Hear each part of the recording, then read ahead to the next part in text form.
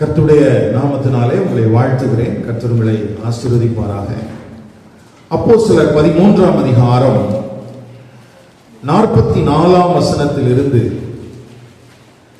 14ஆம் அதிகாரம் 7ஆம் வசனம் வரைக்கும் இருக்கிற வேத பகுதிக்குள்ளாக இருந்து இக்கோனியா பட்டணமும் கிருபையின் வசனமும் என்கிற தலைப்பின் கீழாக நாம் கர்த்தருடைய வார்த்தைகளை தியானிக்க போகிறோம். நமக்கு இருக்கிற நேரத்தில் நாம் வேகமாக இந்த காரியங்களை கற்றுக்கொள்ள பரிசுத்த ஆவியானவர் நமக்கு உதவி செய்வாராக. இந்த பிசிதியா நாட்டில் உள்ள கலாத்தியாவினுடைய அந்தியோகியா அந்த பட்டணத்திலே ஊழியம் செய்த பின்பு அங்கே அவர்கள் சில சலசலப்புகளை எல்லாம் பார்த்த உடனே இனி அடுத்த பட்டணத்துக்கு போகலாம், இனி புறவினத்தாரிடத்திலே போகலாம் என்பது போல அவர்கள் ஒரு காரியத்தை சொல்றாங்க. 46ஆம் வசனத்துல பாருங்க, முதலாவது உங்களுக்கே தேவ வசனத்தை சொல்ல வேண்டியதா இருந்தது, நீங்களோ அதை தள்ளி உங்களை நித்திய ஜீவனுக்கு அபாத்திரராக தீர்த்துக் கொள்கிறபடினால் இதோ நாங்கள் புறஜாதியாரிடத்தில் போகிறோம் என்று சொல்கிறார்கள். ஆனால் தொடர்ச்சியாக நாம் வசனத்தை வாசிக்கும் போது அவர்கள் முற்றிலுமாக யூதர்களை சந்திக்க வேண்டாம் என்கிற முடிவை எடுத்தது போல தெரியவில்லை.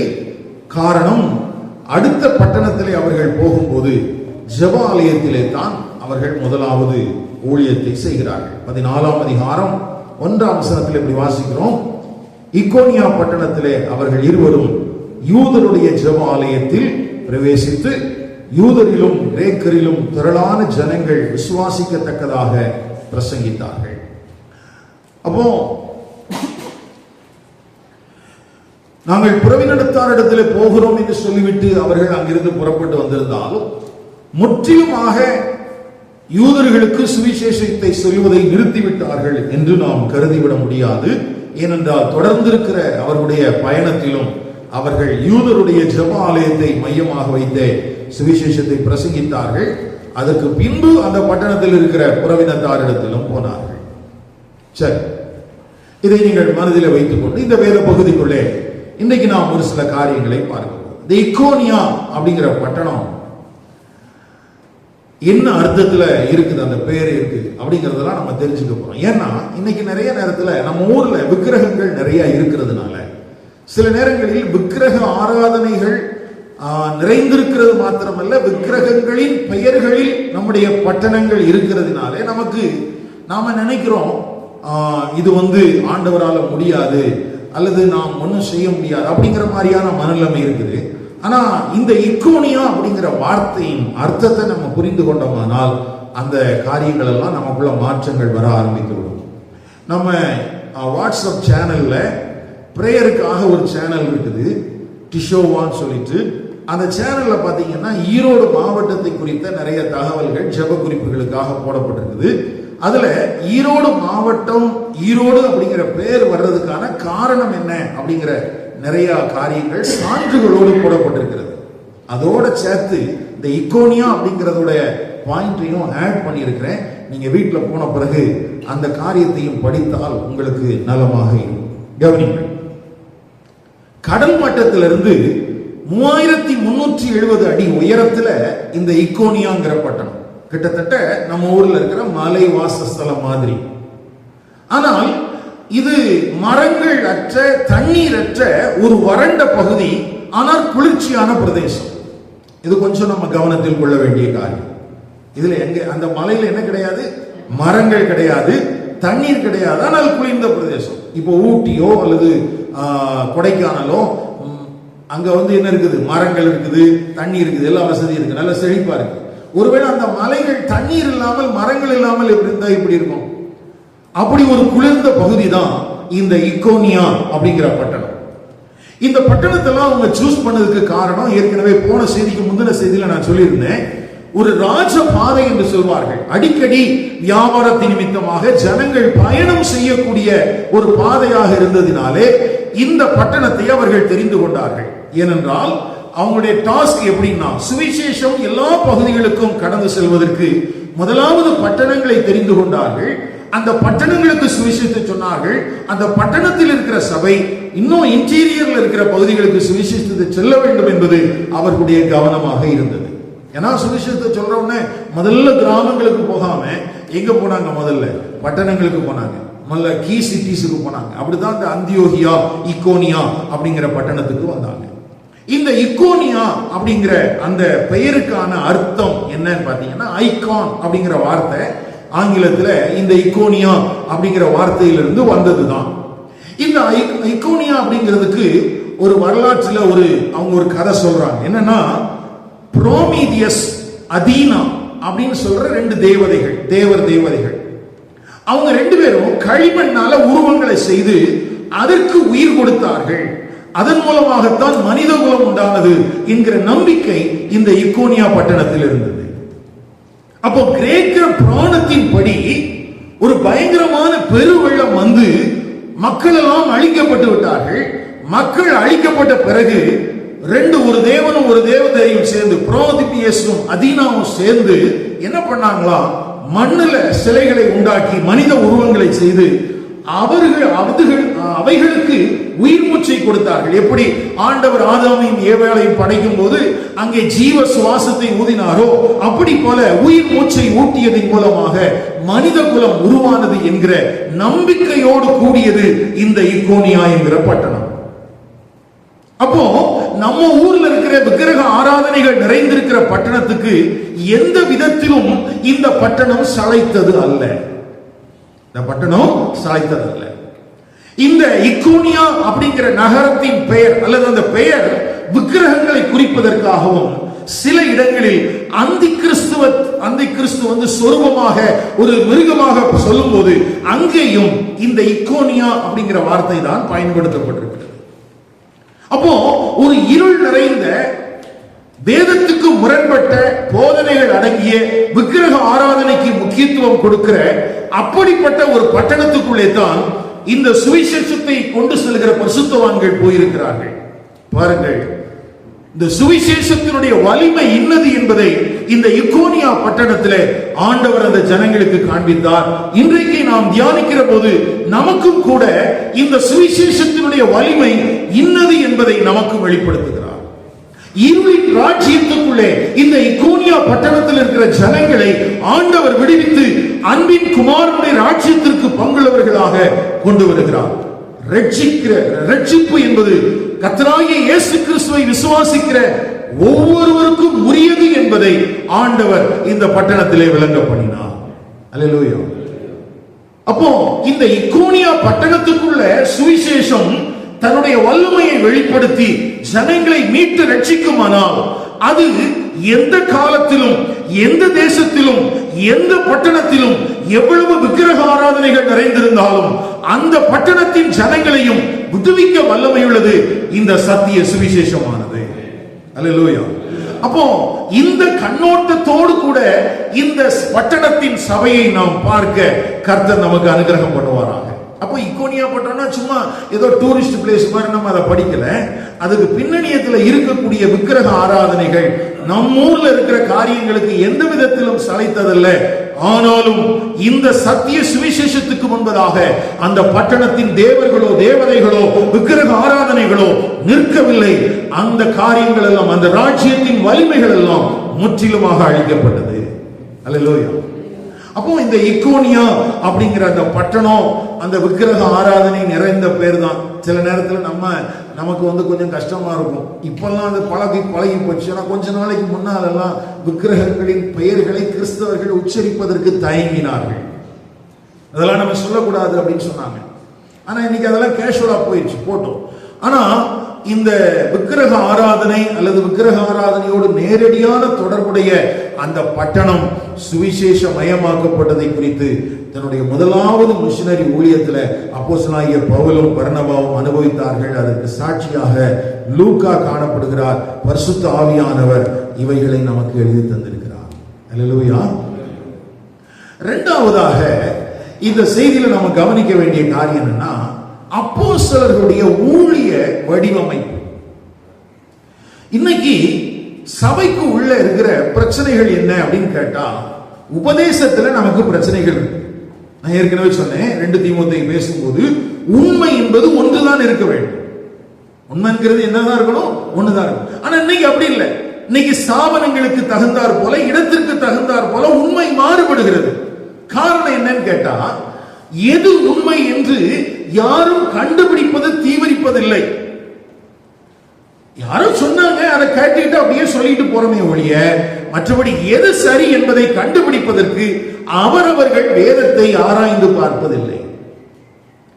அப்போஸ்தலனாகிய பவுல் தீமோத்தேயுக்கு சொல்லும்போது, நீ வெட்கப்படாத ஊழியக்காரனாயும் சத்திய வசனத்தை நிதானமாய் பகுத்து போதிக்கிறவனாகும். அதனுடைய அர்த்தம் என்ன? ஒரு கூடார தொழில் செய்கிறவன் அந்த கூடாரத்தை நெய்வதற்கு முன்பதாக அந்த தோலை சரியான விதத்தில் அவன் வெட்ட வேண்டும். எப்படி இன்னைக்கு ஒரு தையல் கலைஞன் வெட்டுகிற காரியத்தில் கட்டிங் மாஸ்டர் கவனமா இருந்தாலும் ஸ்டிச்சிங் சரியா இருக்கும் இல்லையா? அது சட்டையா இருக்கட்டும் அல்லது எந்த ஒரு தையல் ஆடைகளா இருக்கட்டும். அப்போ அது எவ்வளவு கவனமாக இருக்க வேண்டுமோ அதே போல சத்திய வசனத்தையும் நிதானமாக பகுத்து நீ என்ன செய்ய. அப்போ அந்த வேத வசனத்தை பகுத்து போதிக்கிறதுல இன்றைக்கு பிரச்சனைகள் இருக்கிறது. அது உபதேசத்தின் குழப்பம் என்று சொல்கிறோம். அது மாத்திரமல்ல, ஊழிய அமைப்பிலும் கூட பிரச்சனைகள் இருக்கிறது. நான் ஏற்கனவே சொல்லியிருக்கிறேன், கிட்டத்தட்ட 40,000 டெனாமினேஷன் இருக்குது உலகத்தில். கிறிஸ்டியன் டெனாமினேஷன் எவ்வளவு இருக்குது? 40,000 இருக்குது. அது டெய்லி இன்க்ரீஸ் ஆகிட்டே தான் இருக்குது. எல்லாரும் சொல்றாங்க நாங்க ஃபுல் காஸ்பல்ங்கறாங்க. எல்லாரும் சொல்றாங்க நாங்க தான் அப்போஸ்தலிக் மினிஸ்ட்ரிஸ்ங்கறாங்க. அப்போஸ்தலிக் மினிஸ்ட்ரிஸ்னு பேர் வச்சிருக்காங்க. ஆனா அப்போஸ்தல ஊழியத்துக்கும் அவங்களுக்கு சம்பந்தம் கிடையாது. கவனிங்கள், பெயர்களை வைத்துக் கொள்வதனாலே நாம் அப்போஸ்தலர் ஊழியத்தை உடையவர்களாக மாறிவிட முடியாது. பெயர்களை வைத்திருக்கிறதுனாலே நாம் பூரண சுவிசேஷத்தை பேசிவிடுவதில்லை. பெயர் பூரண சுவிசேஷம், ஆனால் பிரசங்கிப்பதெல்லாம் பூரணமற்ற சுவிசேஷங்கள். அதுதான் இன்றைய நாட்களினுடைய பிரதான பிரச்சனை.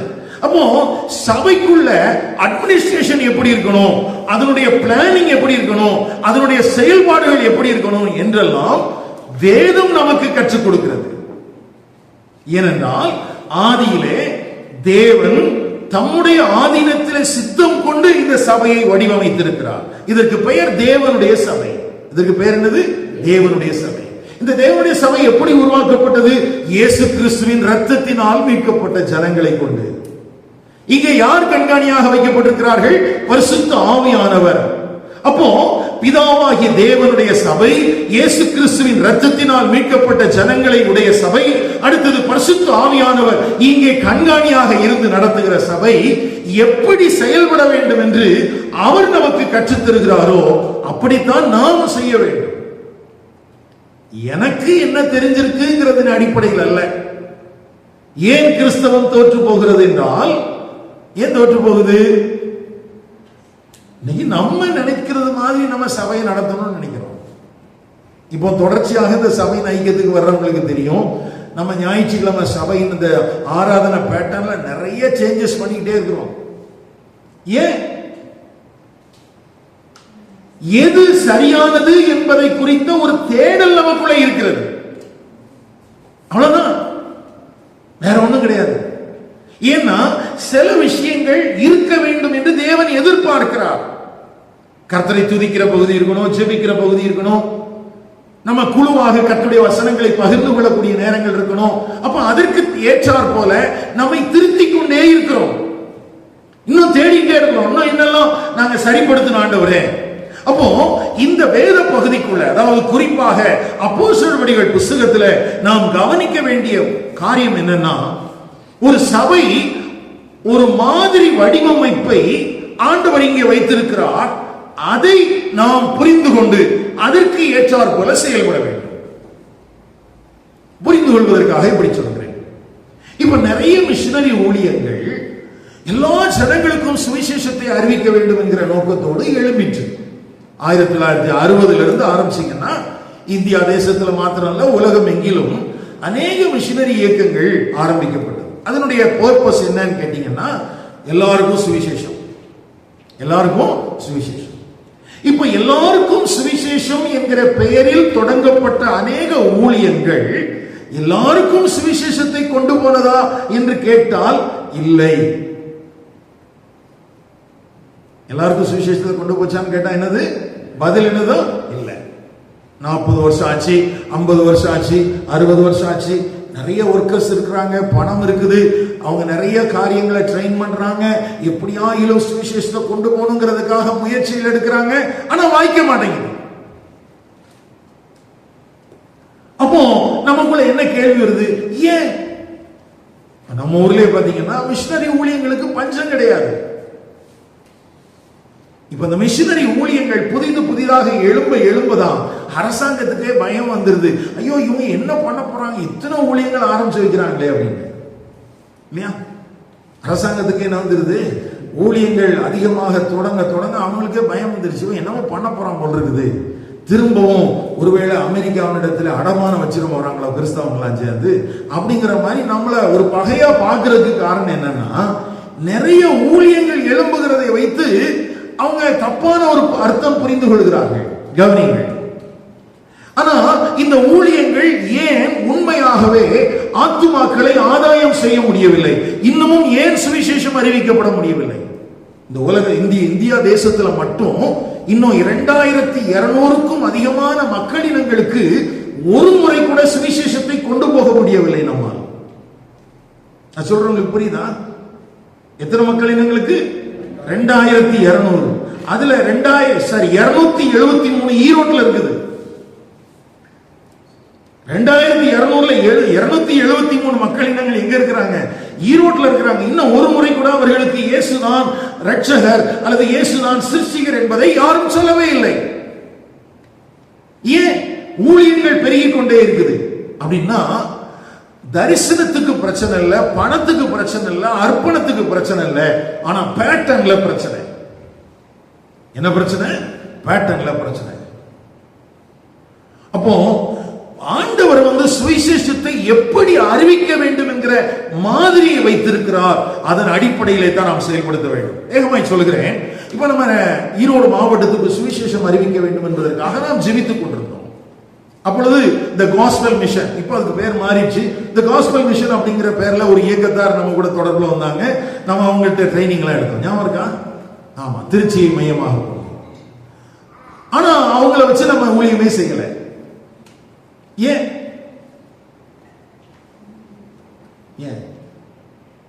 அதுல நிறைய டிராபேக் இருக்கு. அப்போ முதல்ல நமக்கு சுவிசேஷம் அறிவிக்க வேண்டும் என்கிற வாஞ்சையோடு நாம் ஜெபித்தது, அந்த இயக்கத்தோடு இணைந்தது உண்மை. இன்னும் தொடர்புல தான் இருக்கிறாங்க. ஆனா அதுல நிறைய டிராபேக்க பார்த்தோம். அதுல என்ன பிரச்சனைகள் வர்றதுக்கு வாய்ப்பு இருக்குங்கிறதெல்லாம் ஆண்டவர் காமிச்சு கொடுத்தாரு. அப்போ அதை அப்படியே சைலண்டா நிறுத்தி வச்சுட்டோம். அதுக்கு பிறகுதான் சபைக்குள்ள ஆட்களை ட்ரெயின் பண்ணி அனுப்புறது அப்படிங்கிற முடிவுக்கு நம்ம வந்தோம். நல்ல கவனிங்க, எல்லாருக்கும் சுவிசேஷம் அறிவிக்கப்பட வேண்டும் என்பது தேவனுடைய சித்தமும் அதே நேரத்தில் அதை புரிந்து கொண்டவருடைய விருப்பமும் இருக்கிறது. ஆனால் அதை எப்படி செயல்படுத்த வேண்டும் என்றும் தேவன் நமக்கு வரைமுறைகளை வைத்திருக்கிறார். அதை நாம் கையாளுவதற்கு கவனமாக இருக்க வேண்டும். நான் 1993ஆம் வருஷத்துல லே லீடர்ஷிப் ட்ரைனிங் அப்படின்னு சொல்லிட்டு ஒரு ட்ரைனிங் மதுரையில் எங்களுக்கு கொடுத்தாங்க. அப்போ நான் அசம்பிளிஸ் ஆஃப் காட் சபையில இருந்தேன், விசுவாசியா இருந்தேன். அப்போ ஊழியத்திற்கு ஆர்வம் உள்ளவர்களுக்கு எல்லாருக்கும் இந்த ட்ரைனிங் கொடுக்கப்பட்டுச்சு. அதனுடைய கோர் என்னன்னா, வீட்டு சபைகள் ஆரம்பிப்பது எப்படி.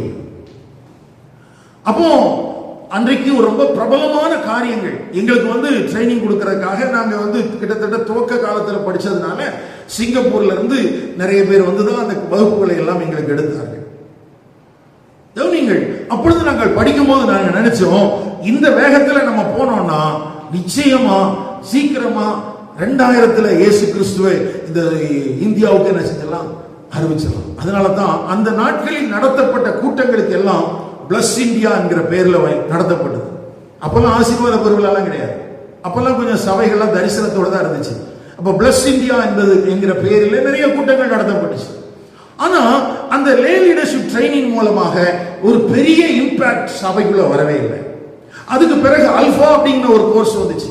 அதுக்கு பிறகு பல பெயர்களில் பல கோர்ஸ் வந்துருச்சு, பல ஸ்தாபனங்கள் வந்துருச்சு, பல திட்டமிடல்கள் வந்துருச்சு. ஆனா சந்திக்கப்படாத மக்களை சந்திப்பதற்கு வாய்ப்புகள் இல்லாமல் தான் இன்னமும் இருக்கிறது.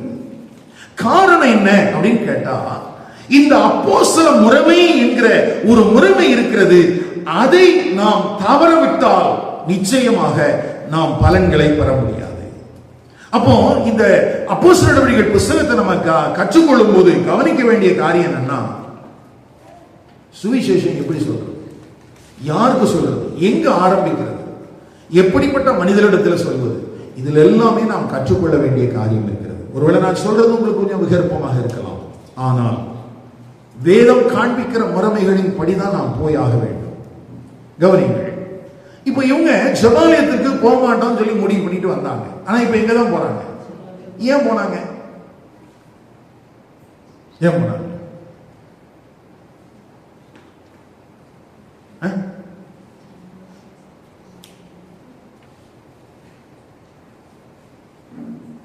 இவங்க பேச போறது வேதத்திலிருந்து பேசணும், பழைய ஏற்பாட்டில இருந்து பேசணும். இயேசுவை அந்த பட்டணத்தின் வாசிகளுக்கு அறிமுகப்படுத்த வேண்டும். எப்படி அறிமுகப்படுத்துவது? அதுக்கு கொஞ்சமாகிலும் தேவனை குறித்த அறிவும் கொஞ்சமாகிலும் தேவனை குறித்த தேடலும் இருக்கிற பகுதிகளுக்கு இவர்கள் முதலாவது போனார்கள். எங்க போனாங்க? தேவனை குறித்த அறிவும் தேவனை குறித்த தேடலும் இருக்கிற பகுதிகளுக்கு. அங்கு போகும்போதுதான் இவர்கள் இயேசு கிறிஸ்து யார் என்பதை முதலாவது தெரிவிக்க முடிந்தது. இப்ப நான் ஏற்கனவே சொன்ன மாதிரி, ஒரு தேவதை மூலமா மனிதர்கள் மூலமாக உருவாக்கப்பட்ட ஆள்கிட்ட போயிட்டு முதல்ல எப்படி அவங்க அப்ரோச் பண்றது, அது ஒரு பெரிய சவாலாக இருக்கும். அப்போ முதலாவது இவங்க என்ன பண்ணாங்கன்னா, ஒரு பட்டணத்துக்குள்ள போகும்போது ஏற்கனவே தேவனை குறித்தோ தேவனுடைய வசனங்களை குறித்தோ சத்தியத்தை குறித்தோ வாழ்க்கையை குறித்தோ அறிந்த மக்களிடமாகவே முதலாவது போனார்கள். ஆனால் இன்றைய சுவிசேஷம் எல்லாம் இந்த புரிதல் இல்லாத ஜனங்களிடத்தில் தான் முதலாவது போகிறது. ஏன்னா நம்ம சேரிட்டியை மையமா வச்சுதான் போறோம். நம்ம எதை மையமா வச்சுதான் போறோம்? சேரிட்டியை மையமா வச்சு போகும்போது அந்த சேரிட்டியை பெற்றுக்கொள்ளுகிற ஜனங்களுக்கு தேவனை குறித்தோ தேவனுடைய சத்தியங்களை குறித்தோ அல்லது வாழ்க்கை நோக்கத்தை குறித்தோ புரிந்து கொள்வதற்கோ ஏற்றுக்கொள்வதற்கோ மனமற்றவர்களாகத்தான் காணப்படுகிறார்கள். அவங்க நம்ம கொடுக்கிற பொருளை வாங்கிக்கிறாங்க, ஆனா சத்தியத்தை கேட்கறதுக்கு ஆர்வமா இல்லை. அப்போ முதலாவது நாம் யாரை கண்டுபிடிக்கணும்னு கேட்டா, வாழ்க்கையை குறித்த தேடல் உள்ள மனிதர்களுக்கு மத்தியிலே இந்த சத்தியத்தை கொண்டு போவதற்கு முதலாவது நாம் கற்றுக்கொள்ள வேண்டியது அவசியம்.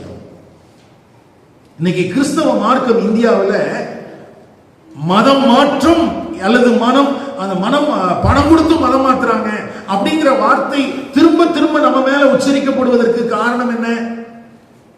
உண்மையாகவே நம்ம பணம் கொடுத்தோமா? கொடுத்த நாட்கள் இருந்துச்சு, தேவையில் இருந்த ஜனங்களுக்கு கொடுக்கப்பட்டது உண்மைதான். ஆனால் மதம் மாறுவதற்காக இல்லை, அவனுடைய தேவை சந்திக்கப்பட வேண்டும் என்பதற்காக. ஆனால் எல்லா காலங்களிலும் கிறிஸ்தவம் தவறாக புரிந்து கொள்ளப்படுவதற்கு காரணம் என்ன? நம்ம தேவனை குறித்த தேடல் உள்ள மனிதர்களிடத்தில் போவதே இல்லை.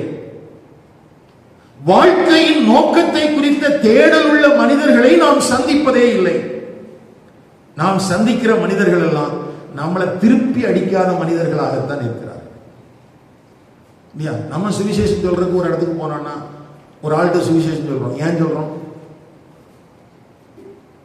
அவன் நெத்தியில எந்த அடையாளமும் இடாதவனாக இருக்க வேண்டும், அவன் நம்மளை திருப்பி அடிக்க முடியாதவனாக இருக்க வேண்டும், ஒருவேளை கை கால் வழங்காதவனா இருக்கணும், இல்லைன்னா நாளைக்கு பொட்டுன்னு போறவனா இருக்கணும். அவன்கிட்ட உட்காந்து மணிக்கணக்கா பேசுவோம். ஏன்னா நமக்கு என்ன வேணும்? இப்போ நம்ம சொல்ல வேண்டிய செய்தி நம்மளால சொல்ல முடியறது இல்லை.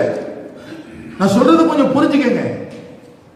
அவர்களுக்கு ஏற்றார் போலத்தான் நாம் பேச வேண்டியது இருக்குதே ஒழிய நான் யாருக்கு ஏற்றார் போல பேச முடியறது இல்லை. நீங்கள் கிறிஸ்துவின் ஸ்தானாதிபதியாக கிறிஸ்துவினுடைய ரெப்ரசன்டேட்டிவா நீங்க அங்க போய் கிறிஸ்துவின் சார்பில் பேசுகிறீர்களா என்றால் இல்லை. நம்ம எதை எப்படிதான் பேசுறோம்? நாம் சந்திக்கிற மனிதனுடைய தேவைக்கு ஏற்றார் போல அவங்கிட்ட தட்டி கொடுத்து கவலைப்படாதீங்க, ஆண்டவர் உங்களுக்கு சுகத்தை தருவாருங்கிறோம். ஏன்னா நமக்கு அற்புதம் தான் என்னன்னு தெரியல, அடையாளம் என்னன்னு தெரியல, அதிசயம் என்னன்னு தெரியல, எதுவுமே தெரியாம நம்ம பாடல போறோம். தயவு செய்து நம்முடைய சுவிசேஷ அறிவிக்கிற ஊழியங்களில் நல்ல சீர்திருத்தங்கள் தேவை. ஏன் தெரியுமா இத சொல்றேன்? நம்ம சொல்ற சுவிசேஷத்தினுடைய வலிமை என்னது அப்படின்னு சொல்லும்போது ஒரு ஊழியர் எப்படி சொல்றார், ஒரு நேரத்துல ஒரு மனுஷனுடைய தலையில 1 டன் எடையுள்ள ஒரு செங்கல் விழுந்துச்சுன்னா என்ன ஆகும்? அது போன்ற வலிமையுள்ள ஒரு தாக்குதல் இந்த சுவிசேஷத்தின் மூலமாக வெளிப்படுகிறதா?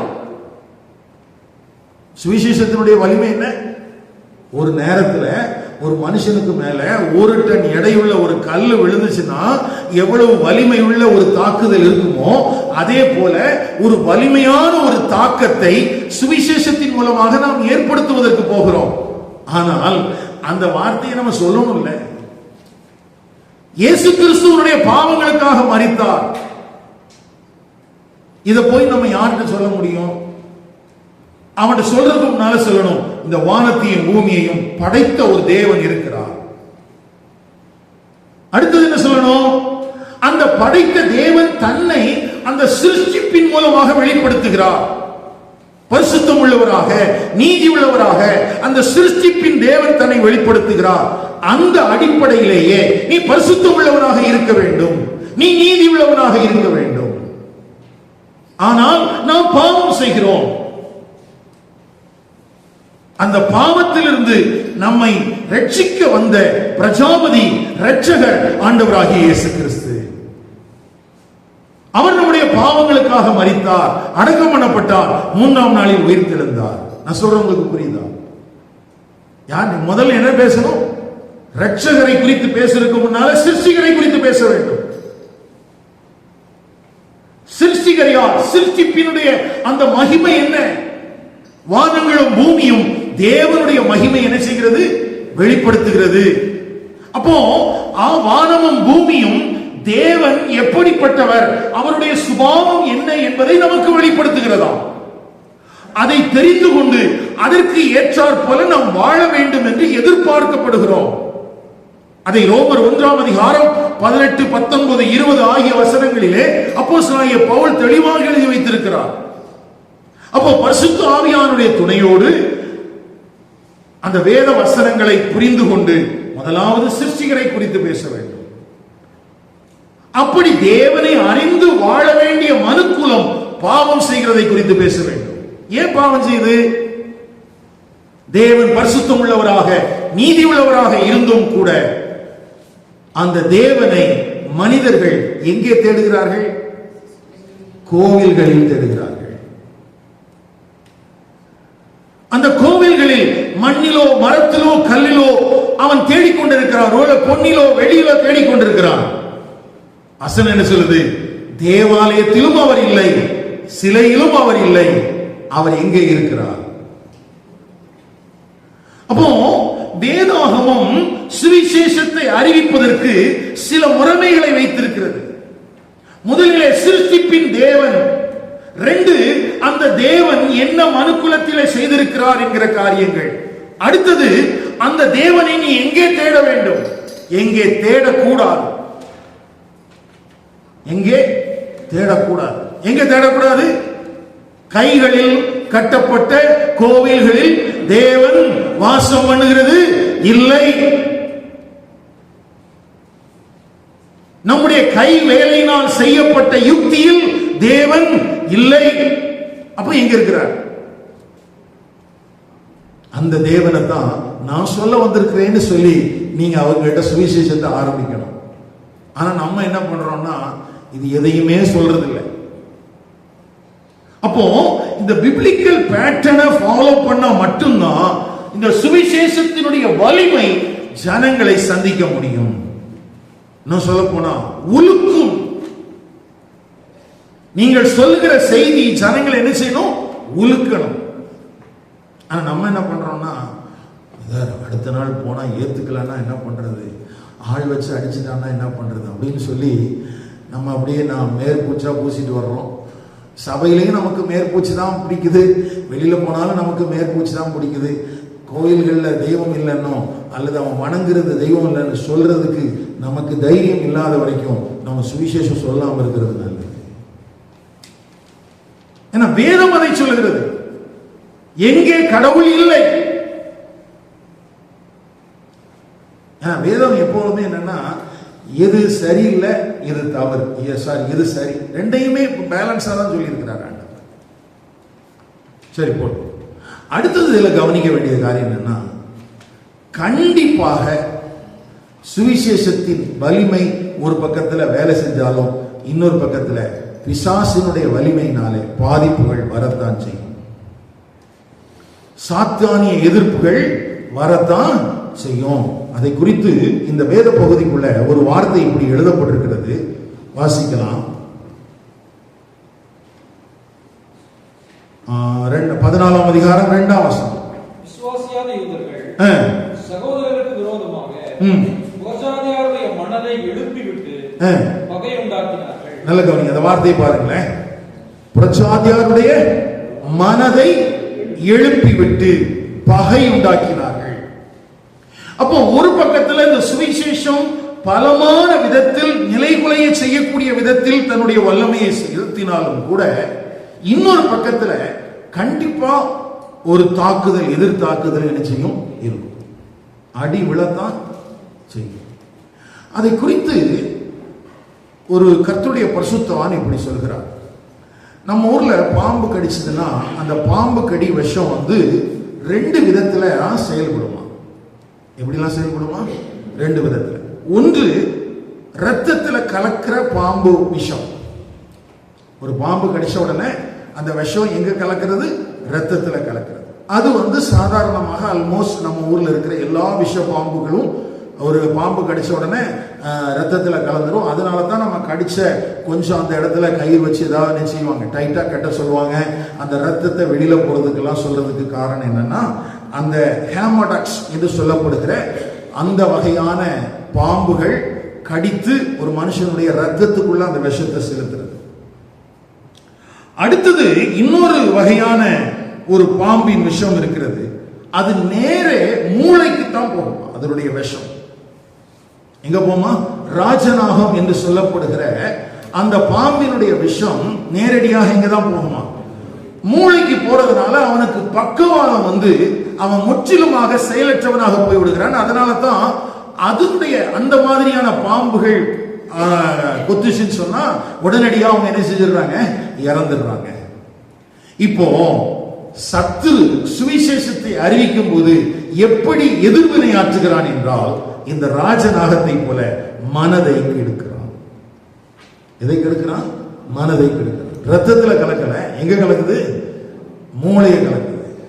அதனால தான் ஒரு முறை நாம் சுவிசேஷம் அறிவித்து விட்டு அடுத்த முறை போவதற்கு உள்ளே மனது கெடுக்கப்பட்ட அநேகர் தம்போடு கம்போட தடியோடு நின்று இருக்கிறான் நமக்காக. கவனிங்கள். அப்போ ஒண்ணு, நான் சுவிசேஷத்தை எங்க சொல்லணும், யாருக்கு சொல்லணும், எப்படி சொல்லணும். அடுத்தது அதனுடைய இம்பாக்ட் எப்படி இருக்கும். இன்னொன்னு, அதனுடைய எதிர் விளைவு எப்படி இருக்கும். இது எல்லாமே நமக்கு வேதாகமத்தில் திட்டமா என்ன செஞ்சிருக்குது. ஆனா நம்ம என்ன பண்றோம்னா, சுவிசேஷம் அறிவிக்கப்படணும்னு ஜெபிக்கிறோம். ஆனா என்ன வரக்கூடாதுன்னு ஜெபிக்கிறோம்? பிரச்சனையே வரக்கூடாது. அது எப்படிங்க? அது ஜெபமே தப்புங்க. பிரச்சனையே வராம நம்ம சுவிசேஷம் அறிவிச்சு என்ன சாதிச்சிருக்கிறோம்? இது வரைக்கும் ஒன்னும் சாதிக்கல. சரி, அப்பவாவது உண்மையை சொல்லட்டோமா அப்படின்னா அப்பவும் என்னதான் பண்ணிருக்கிறோம்? கவலைப்படாதீங்க, கவலைப்படாதீங்கன்னு சுவிசேஷம் சொல்லிட்டு வந்த சிஸ்டர் வரும்போதெல்லாம் கவலைப்பட்டுட்டே வருது. வீட்டுக்காரன் என்ன பண்ணுவான்னு தெரியல இல்லையா? சொன்னவங்க சிரிக்கிறாங்க. மற்றவங்களுக்கு என்னெல்லாம் சொன்னோமோ அதெல்லாம் வருஷம் திரும்ப வரும்போது கவலைப்பட்டுட்டே வருது. ஐயோ என்ன பண்றது தெரியல. கவனிங்கள், சுவிசேஷம் என்றால் என்ன என்பதை குறித்த ஒரு ஆழமான புரிதலோடு கூட நாம் வரும் நாட்களிலே அதை அறிவிக்க கர்த்தர் நமக்கு உதவி செய்வாராக. ஏன்னா இது ரொம்ப முக்கியமான பார்ட். பாருங்களேன், ரொம்ப முக்கியமான பார்ட். சரி, இப்போ இவங்க அடுத்து என்ன பண்ணாங்க அப்படின்னு பாத்தீங்கன்னா, இந்த கிருபையுள்ள வசனத்தை பேசினார்கள். என்ன பேசினாங்கன்னா 3ஆம் வசனத்துல பாருங்க, அவர்கள் அங்கே அநேக நாள் சஞ்சரித்து கர்த்தரை முன்னிட்டு தைரியம் உள்ளவர்களாய் போதகம். இதெல்லாம் ஒவ்வொரு வார்த்தையும் ரொம்ப முக்கியம். தைரியம் உள்ளவர்களாக போதகம் பண்ணினார்கள். அவர் தமது கிருபையுள்ள வசனத்திற்கு சாட்சி. நல்ல கவனிங்க, கிருபையுள்ள வசனம். கிருபையுள்ள வசனம் என்கிற வார்த்தை திரும்ப திரும்ப இந்த அப்போஸ்தலர் நடவடிக்கைகள் புத்தகத்தில் எழுதப்பட்டிருக்கிறது. ஒரு வசனத்தை கூட வாசிக்கலாம். 20ஆம் அதிகாரம் 24வது வசனம். ஆகிலும் அவைகள் ஒன்றை குறித்து கவலைப்பட என் பிராணனையும் நான் அருமையாக எண்ணேன், என் ஓட்டத்தை சந்தோஷத்தோட முடிக்கவும் தேவனுடைய கிருபையின் சுவிசேஷத்தை பிரசங்கம். என்ன சொல்லிருக்குது? தேவனுடைய கிருபையின் சுவிசேஷம். இப்ப பாருங்களேன், நம்ம ஊர்ல கிருபைக்குன்னு தனியா ஒரு இது ஒதுக்கிட்டாங்க. இவங்க எல்லாம் கிருபை உபதேசிகள் அப்படின்னு. ஆனா சுவிசேஷமே என்ன சுவிசேஷம் தான்? கிருபையின் சுவிசேஷம் தான். தேவனுடைய கிருபையின் சுவிசேஷம் என்ன என்பதை நாம் புரிந்து கொள்ளாததினால் இன்னைக்கு கிருபையின் சுவிசேஷம் சொல்லிட்டு தனியா ஒரு குரூப் போய் அது பணம் சம்பாதிக்கிறதுக்கு வழி காமிச்சிட்டு இருக்கு. இந்த கிருபையின் சுவிசேஷம் நித்திய ஜீவனை சுதந்திரித்துக் கொள்வதற்கானது. அப்போ இந்த அனுப்பப்பட்ட மிஷனரிகள் மிக முக்கியமான ஒரு பாயிண்ட பிரசங்கம் பண்ணாங்க. என்ன பண்ணாங்கன்னா, நியாயப்பிரமாணத்தினால் செய்ய முடியாத ஒன்றை இயேசு கிறிஸ்து விசுவாசிக்கிற உன் வாழ்க்கையிலே கிருபையாக அது நடக்கும். என்ன சொன்னாங்க? நியாயப்பிரமாணத்தை கடைபிடிக்கிற யூதர்கள்ட்ட போய் சொன்னாங்க, ஏப்பா இதை கடைபிடிச்சா நீ நீதிமானா மாற முடியாது, ஆனா கர்த்தராகிய இயேசு கிறிஸ்துவை விசுவாசித்தால் கிருபையினாலே நீ நீதிமானாக்கப்படுவாய். இலவசமாய் கிருபையாய் இயேசு கிறிஸ்துவின் இரத்தத்தினாலே நீதிமானாக்கப்படுதலை குறித்து அவர்கள் பேசினார்கள். அப்போ கிருபையின் சுவிசேஷம். அப்போ ஒரு பக்தி உள்ளவனா ஒருத்தன் இருக்கிறான்னா அவன் சொல்லணும், ஐயா நீ செய்யக்கூடிய இந்த பக்திக்கு அடுத்த காரியங்கள் உன்னை நீதிமானாக மாற்ற முடியாது, ஆனால் இலவசமாய் இயேசு கிறிஸ்துவின் இரத்தத்தினால் கிருபையாய் ஆண்டவர் உன்னை என்ன செய்ய முடியும்? நீதிமானாக மாற்ற முடியும். நீ போகிற நடைபயணமோ, நீ முழங்கால் படியிட்டு நடப்பதோ, அல்லது தெய்வங்களுக்கு கொடியேற்றுவதோ சுமப்பதோ, இது ஒன்றும் உன்னை நீதிமானாக மாற்றப் போவதில்லை. எது உன்னை நீதிமானாக மாற்றும்? கர்த்தராகிய இயேசு கிறிஸ்துவை விசுவாசிப்பதினால். அப்போ இந்த கிருபையின் சுவிசேஷத்தை இவர்கள் பேசினார்கள். இந்த கிருபையின் வசனத்தை பேசும்போதுதான் அவங்களால ஏற்றுக்கொள்ள முடியல. ஏன்னா அவர்கள் எல்லாரும் நியாயப்பிரமாணத்தினால் தான் நீதிமானாக்கப்படுவோம் என்பதை விசுவாசித்தார்கள். அப்போ நியாயப்பிரமாணத்தினால் நீதிமானாக்கப்படுவோம் என்கிற நம்பிக்கை உள்ளவர்களுக்கு இந்த கிருபையின் சுவிசேஷம், இந்த தேவனுடைய கிருபையை குறித்த விசேஷம் அவர்களுக்கு என்ன செய்ய முடியல? ஏற்றுக்கொள்ளவே முடியல. இன்றைக்கும் சுவிசேஷத்தில் நமக்கு வரக்கூடிய எதிர்ப்புகளுக்கு காரணம் என்னன்னா, அவர்கள் கொண்டிருக்கிற நம்பிக்கையின் அடிப்படையிலே அவர்கள் ஒரு நித்தியத்தை பெறலாம் என்று நம்பிக்கொண்டிருக்கிறார்கள். நாம் போய் சொல்லுகிறோம், இல்லை அது அல்ல, இதுதான் சரின்னு சொல்லும் போது அவனால் என்ன செய்ய முடியல? அக்செப்ட் பண்ணவே முடியல. நியாயப்பிரமாண பிரியர்கள் கிருபையை கடுமையாக வெறுத்தார்கள். நியாயப்பிரமாணத்தின் மூலமாக தாங்கள் நீதிமானாக்கப்பட முடியும் என்பதை நம்பினவர்கள் இந்த கிருபையின் சுவிசேஷத்தை என்ன செய்தாங்க? எதிர்த்தார்கள். அப்போ இந்த காரியத்தையும் நாம் கவனிக்க வேண்டும். இந்த தேவனுடைய கிருபையுள்ள வசனம் அப்படின்னு சொல்லும்போது இலவசமாய் கிருபையாய் நீதிமானாக்கப்படுதல அந்த விஷயத்தை குறித்து தான் இவங்க என்ன செய்றாங்க? பேசுறாங்க. முந்தின வேத பகுதியிலையும் நாம் அதை குறித்து பார்த்தோம். 39ஆம் வசனத்தில் 13:39 எப்படி எழுதப்பட்டிருக்கிறது? மோசே நியாயப்பிரமாணத்தினாலே நீங்கள் எவைகளில் நின்று விடுதலையாகி நீதிமான்களாக்கப்படக்கூடாது இருந்ததோ, விசுவாசிக்கிறவன் எவனும் அவைகளில் நின்று இவராலே விடுதலையாகி நீதிமானாக்கப்படுகிறான் என்றும் உங்களுக்கு தெரிந்திருக்க கடவுது என்பதே தேவனுடைய கிருபையின் சுவிசேஷம். தேவனுடைய கிருபையின் சுவிசேஷம். ஏற்கனவே நான் சொன்னது மாதிரி இப்போ இந்த சுவிசேஷத்தை பிரசங்கம் பண்ண உடனே என்ன நடந்துச்சா? அவர் தமது கிருபையுள்ள வசனத்திற்கு சாட்சியாக, அந்த வார்த்தை ரொம்ப முக்கியங்க. அந்த வார்த்தை சாட்சியாகங்கிற வார்த்தையை மட்டும் அண்டர்லைன் பண்ணி வச்சுக்கோங்க. நிறைய நேரத்தில் நம்ம வாக்குத்தத்தத்துக்கு தான் அண்டர்லைன் போடுறோம். இந்த சாட்சியாக அப்படிங்கிற அந்த பதத்துக்கு நீங்க என்ன செஞ்சீங்க? கோடு போட்டுச்சு. ஏன்? இவர்கள் பிரசங்கித்த இந்த கிருபையின் சுவிசேஷத்திற்கு சாட்சியாக ஆண்டவர் அற்புதங்களையும் அடையாளங்களையும் செய்தார். என்ன செஞ்சாரா? வாசிங்க அந்த வசனத்தை யாராவது ஒருவர். அவர் தமது கிருபையுள்ள வசனத்திற்கு சாட்சியாக அடையாளங்களும் அற்புதங்களும் அவர்கள் கைகளால் செய்யப்படும்படி அனுகிரகம் பண்ணினார். ஏன் அற்புதம் நடந்துச்சு? கிருபையின் சுவிசேஷத்தை தைரியமாய் சொன்னார்கள். அங்கே ஆண்டவர் இது உண்மைதான் என்பதை அற்புதங்கள் மூலமாக, அடையாளங்கள் மூலமாக உறுதிப்படுத்தினார். நம்ம என்ன பண்றோம்னா, ஊர்ல இருக்கிற கதையெல்லாம் பேசிட்டு ஆண்டவர் அற்புதம் செய்யணும்னு சொல்றோம். நம்ம என்ன பண்றோம்? ஊர்ல இருக்கிற கதையெல்லாம் பேசிட்டு ஆண்டவர் அற்புதம் செய்யலையேங்கிறோம். ஆண்டவர் ஏன் அற்புதம் செஞ்சாருன்னா, இவன் தேவனுடைய ரெப்ரசன்டேட்டிவாக, ஸ்தானாதிபதியாக எதற்காக அனுப்பப்பட்டானோ அந்த செய்தியை சரியாக சொன்னான். ஆகவே சாட்சியாக ஆண்டவர் அற்புதங்களையும் அடையாளங்களையும் செய்திருக்கிறார். இப்ப நம்முடைய வாழ்க்கையிலையும் ஆண்டவர் அற்புதங்களையும் அடையாளத்தையும் செய்கிறதா இருந்தால் எப்பதான் செய்ய முடியும்? ஆமா. அப்ப நம்ம சுவிசேஷம் சொல்லும் போது தைரியமா நம்ம சொல்லணும். தேவனுடைய கிருபையின் சுவிசேஷத்தை சொன்னா அங்க ஆண்டவர் அதற்கு சாட்சியாக அவர்களுக்கு அற்புதங்கள் எதற்காக என்று சொன்னேன்? இயேசு கிறிஸ்து யார் என்று சுட்டி காட்டுவதற்காக. the pointer. ஒரு ஏரோ மார்க் போடுறோம் இல்லையா? ஏதாவது ஒன்று எழுதிட்டு ஏரோ மார்க் போட்டு அங்க எழுதுறோம். அது அப்படின்னா என்ன அர்த்தம்? இந்த ஊருக்கு போகிற வழி. அந்த மாதிரி அற்புதம் என்பது இயேசு கிறிஸ்து இரட்சகர் என்பதை, இயேசு கிறிஸ்து தேவனுடைய குமாரன் என்பதை சுட்டி காட்டுவதற்கு. அடுத்தது என்ன? அடையாளம் என்னன்னு சொன்னேன், ஞாபகம் இருக்கா? ஆழமான ஆவிக்குரிய சத்தியத்திற்கு நேராக ஜனங்கள் என்ன செய்யப்பட வேண்டும்? திருப்பப்பட வேண்டும். அப்போ தேவனுடைய கிருபையின் சுவிசேஷத்தை கேட்ட ஜனங்களுக்கு மத்தியிலே அற்புதங்கள் நடந்தபோது, இவர்தான் தேவனுடைய குமாரன் மேசியா என்றும் அவர்கள் ஆழமான சத்தியத்தை அறிந்து கொள்வதற்கும் தூண்டப்பட்டார்கள்.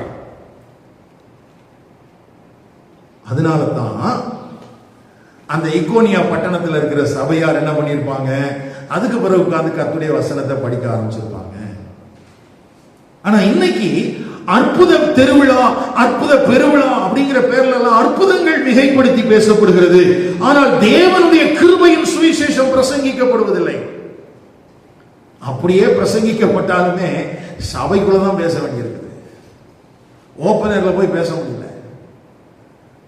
எனக்கு ரொம்ப வாஞ்ச ஆசை, ஓப்பனர் குருசைட்ல நின்று ஒரு முறையாயிலும் இந்த தேவனுடைய கிருபையின் சுவிசேஷத்தை பேசுகிறோம். ஏன்னா அப்படிப்பட்ட ஒரு வாஞ்சை ஆண்டவர் நீண்ட வருஷத்துக்கு முன்னாலும் எனக்கு கொடுத்திருக்கிறார். அது சாத்தியமாகும் என்று நான் கர்த்தருக்குள்ள விசுவாசிக்கிறேன்.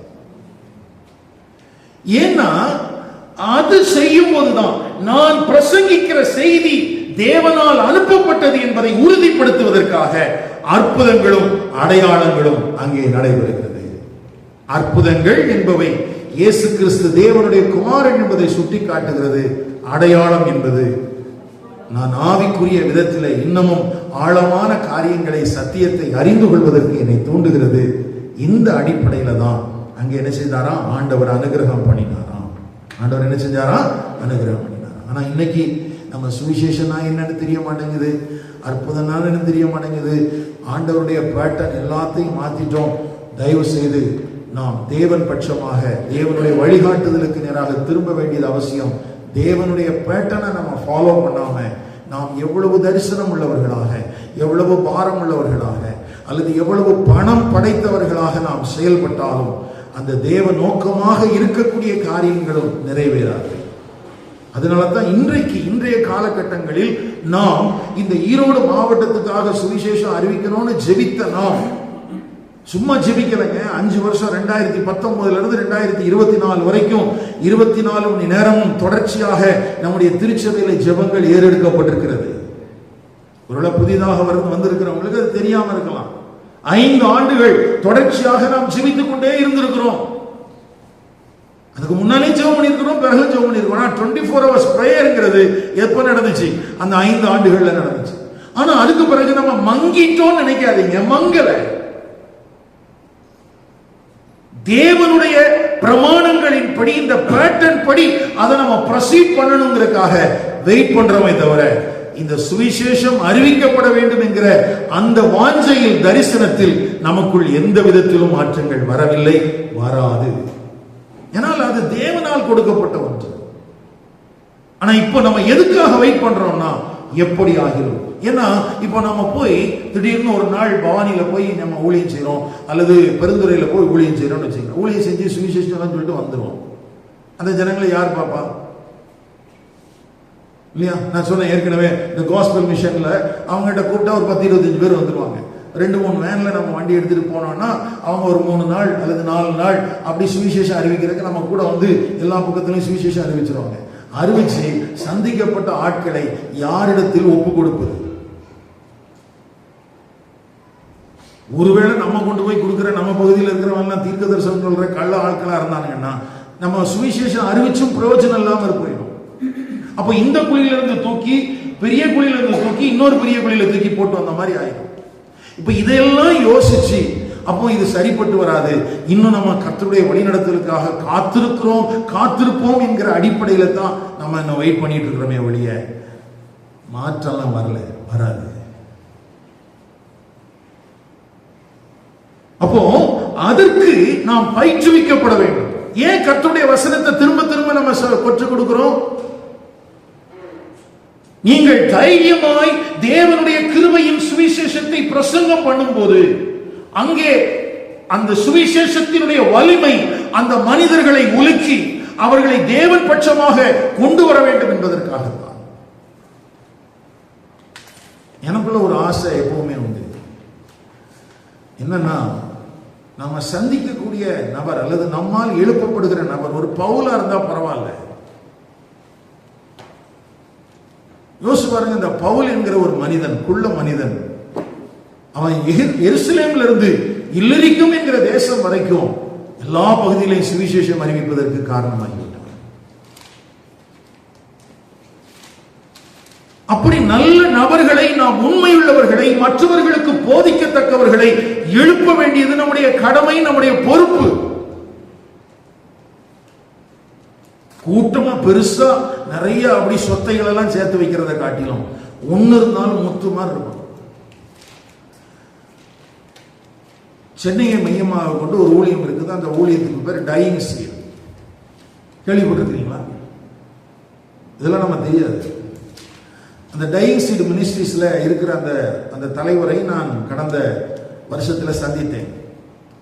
அப்போ அவர் சொல்லும்போது என்ன சொல்லுமா சொன்னாரு, உன் வாழ்க்கையில 12 பேர்களுக்கு மேல் உன்னுடைய கவனத்தை செலுத்து. அவங்களுடைய பேட்டர்ன் அது. 12 பேரை உன் வாழ்க்கையில உருவாக்குறதுக்கு உன்னை ஊற்றி கொடு. அதை நீ சக்சஸா பண்ணிட்டேன்னா அது போதும். அது தேவனுடைய ராஜ்யத்துக்கு ஒரு பெரிய இம்பாக்டா இருக்கும்னு சொன்னார். நம்ம என்ன பண்றோம்னா, பனிக்குட்டி மாதிரி வதன்னு பெத்து போடுறோமே தவிர ஒன்றும் பிரயோஜனம் கிடையாது. இல்லையா? யாராவது ஆனாலும் ஓடிடுது. ஆனா நம்ம ஜெபம்ல என்ன, தானியலை போல சிங்க கபில போட்டாதான் தெரியும் யாரு. சிங்க கபில போடப்பட்டா, அக்கினி சூழல போடப்பட்டா, அதை தாங்கிக் கொள்ளக்கூடிய அளவுக்கு என்ன இருக்கணும்? முதல்ல விசுவாசம் இருக்கணும். அதுக்கு தேவனோடு நடக்கிற பழக்கம் இருக்கணும், தேவனோடு உறவாடுகிற அனுபவம் இருக்கணும். அது எதுவுமே இல்லை. ஆனா பாட்டு மட்டும் என்ன, சிங்க கபில், அதை வச்சுலாம் ஒன்றும் பண்ண முடியாது. அப்போ ஒரு யதார்த்தமான வேதம் சொல்லுகிற ஒரு கிறிஸ்தவ வாழ்வுக்கு திரும்ப வேண்டியது அவசியமாக இருக்கிறது. இந்த இக்கோனியா பட்டணத்துல தேவனுடைய கிருபையின் சுவிசேஷம் பிரசங்கிக்கப்பட்டது. இந்த சுவிசேஷத்தினுடைய வலிமை முழு அளவில் அந்த பட்டணத்தின் ஜெபாலயத்தில் இருந்த யூதர்களுக்கு மேல வெளிப்பட்டது. அது அவர்களுடைய வாழ்க்கையை மாற்ற ஆரம்பித்தது. அந்த கிருபையின் வசனத்தினுடைய உடனடியான ஒரு விளைவுதான் ஜனங்களுடைய மனதெல்லாம் கெடுக்கப்பட்டுச்சு. அந்த அளவுக்கு சாத்தான் ஒரு ராஜநாகத்தை போல, அந்த பழைய பாம்பாகிய வலு சர்ப்பம் தன்னுடைய வலிமையை ஜனங்களுடைய மனதை கெடுக்கக்கூடிய அளவுக்கு கொண்டு போனான். இன்றைக்கு நீங்களும் நானும் பிரசங்கிக்கும் போது ஒரு பக்கத்துல சுவிசேஷத்தினால் வருகிற மாற்றத்திலும் பாசிட்டிவான விதத்திலும் இப்படி இருக்கணும், நெகட்டிவான விதத்தில் இந்த மாதிரியும் இருக்கணும். இல்லைங்க, 10ஓட 11 போறதுக்கு பேருக்கு சுவிசேஷம் கிடையாது. 10ஓட 11 போறதுக்கு சுவிசேஷம் கிடையாது. ஏன்னா இருளின் ராஜ்யத்திலிருந்து ஒளியின் ராஜ்யத்திற்கு கொண்டு வருவதற்காக யுத்தம் செய்வதற்குத்தான் நான் போகணும். இப்போ மிஸ்டர் ஒரு ஆள் இருக்கிறான்னா அவன்கிட்ட போய் நான் சொல்லும் போது அவன் இருளின் ராஜ்யத்துக்குரியவனாக இருக்கிறான். இப்பொழுது நான் சுவிசேஷத்தை சொல்லி தேவன் அவனை விடுவித்து அவனை எங்க கொண்டு வர போறாரு? நம்முடைய அன்பின் குமாரனுடைய ராஜ்யத்துக்கு கொண்டு வர போறாரு. இது ஒரு ஆவிக்குரிய யுத்தம். இது எதிர்மறையாகவும் நேர்மறையாகவும் விளைவுகளை ஏற்படுத்தக்கூடியது. இதையெல்லாம் புரிந்து கொண்டு இக்கோனியா பட்டணத்தில் பவுலும் பர்னபாவும் ஊழியத்தை நிறைவேற்றினது போல நாமும் நிறைவேற்ற கர்த்தர் உதவி